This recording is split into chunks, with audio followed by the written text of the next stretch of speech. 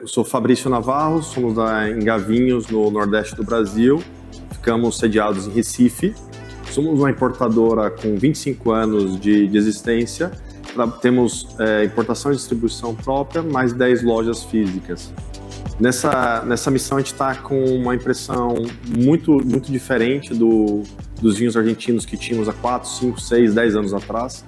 Há uma evolução muito grande, há uma abundância de novas castas, há uma presença da Cabernet Franc que estão se apostando fortemente, vinhos mais modernos, vinhos mais leves, vários produtores buscando padrões mais modernos, de vinhos que sejam mais fáceis de beber, sejam vinhos que não sejam cansativos, e eu acho que isso tem um grande potencial no mercado brasileiro. As variedades que têm mais nos chamado as atenções são os Cabernet Francs de diferentes sub-regiões, que são vinhos que estão ficando entre os Malbecs e os Cabernet Sauvignons, mas muito mais frescos, uma fruta mais elegante, e a gente vem percebendo o empenho dos produtores em trabalhar essa nova casta para a Argentina e com um protagonismo muito maior. Além de alguns brancos, os Torrontés estão excepcionais, nós provamos essa missão Sangiovese, provamos algumas castas italianas, então percebe-se uma mudança e um movimento muito interessante nessa nova percepção dos produtores argentinos.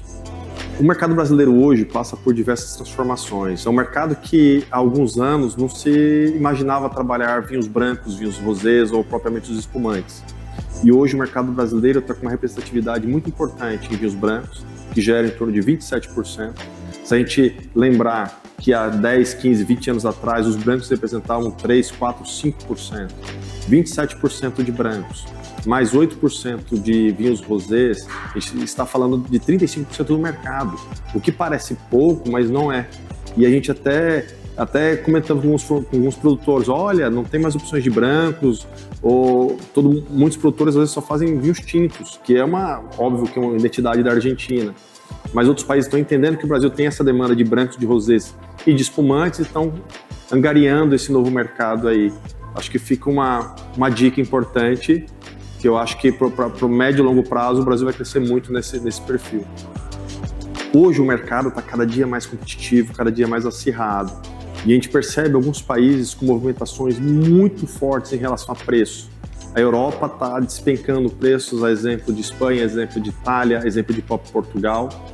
E países como Chile também super agressivo em preço. A Argentina tem um preço por médio um pouco mais elevado. Isso eu acho que é óbvio que não estamos falando aqui de qualidade, mas a percepção inicial para o consumidor brasileiro numa prateleira de supermercado, numa loja especializada, ela fica um pouquinho mais sobressaliente dos outros produtores de alguns países que estão extremamente agressivos. Então, com a moeda super desvalorizada no Brasil, isso acaba sendo um impacto muito forte nos vinhos argentinos. Não é à toa que há um tempo atrás o Brasil tinha como primeiro lugar Chile, segundo lugar Argentina, terceiro lugar Portugal. Hoje já está Chile, Portugal e Argentina. Então, eu acho que há de se ter uma preocupação, que o brasileiro ama o vinho argentino, ele tem um carinho muito grande, é um país que está colado com o Brasil, e eu acho que um pouquinho mais de ajuste de preço, eu acho que ganha um mercado bem importante. O mercado de vinho brasileiro, ele vem em constante mutação. A pandemia ajudou muito o mercado de vinho brasileiro, o hábito de consumo, e tanto nós todos, acho que como importadores e como consumidor, a gente prevê que certamente haverá um crescimento. E o Brasil há muito por crescer. Hoje está falando de um consumo per capita abaixo de 3 litros, onde vários países têm consumos per capita acima de 10, 15, 20, 30, 40 litros. Então, a gente sempre brinca, se o Brasil dobrar o volume per capita, talvez tenham países que não tenham produtos para fornecerem para o Brasil. Mas olha como é mínimo ainda. Pensarmos em 3 litros, se subirmos para 3,5 litros, para 4 litros, não ganha só o vinho brasileiro ou o vinho argentino, ganha todos os outros países, todos os outros produtores. Então, o que precisa se trabalhar no Brasil é verdadeiramente a cultura do vinho, para que todas as pessoas tenham acesso, todas as pessoas consigam ter a oportunidade de provar esse produto e, naturalmente, o mercado vai ser absurdamente grande.